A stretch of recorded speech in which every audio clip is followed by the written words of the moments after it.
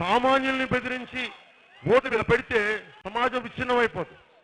చేతగాని తెలుగుదేశం ప్రభుత్వం అవినీతి మాఫియా చేసే మొన్న చెప్పా, ఇసుక మాఫియా చేసే తెలుగుదేశం ప్రభుత్వాన్ని జనసేన ప్రభుత్వం రాగానే ఇసుక మాఫియా చేసేవాడిని భూమిని గొయ్యి తీసి కప్పట్టారు. ఇసుక మాఫియా దోపిడీ చేసేవాళ్ళను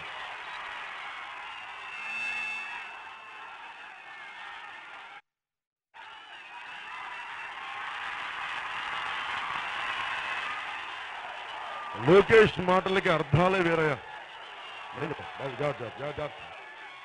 అలాగే ఇది 2019 చాలా కీలకమైన ఎన్నికలు.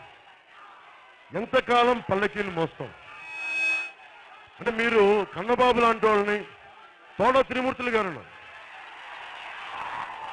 నేను ఆయన పార్టీలో రమ్మని చెప్పలా, నేను ఎవరిని రమ్మని చెప్పలేదు. వాళ్ళే వచ్చి వాళ్ళు ఎన్ని కులాలని వాడుకొని ఎదిగేవాళ్ళు, వాళ్ళు కులానికి సహాయం చేసేవాళ్ళు కాదు.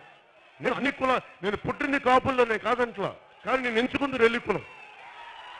ఎందుకంటే దళితుల్లోనే అత్యంత వెనకబడిన దళితులు రెల్లి కులస్తులు. అందుకే రెల్లి కులస్తులకి నేను ఉన్నానని చెప్పడానికి ఉన్న కులాన్ని వదిలి రెల్లి కులాన్ని స్వీకరించారు. ఎందుకంటే నేను అండగా ఉండేవాడిని కాదు.